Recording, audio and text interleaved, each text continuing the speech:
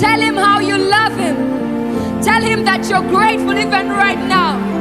We love you, Jesus. We love you, Jesus. Maisha yangu ni ushuhuda hai.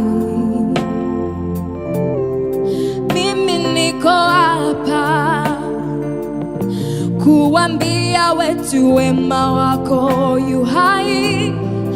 Wewe ni Mungu ambaye umefanya maisha kwa mzuri, sio kwa nguvu.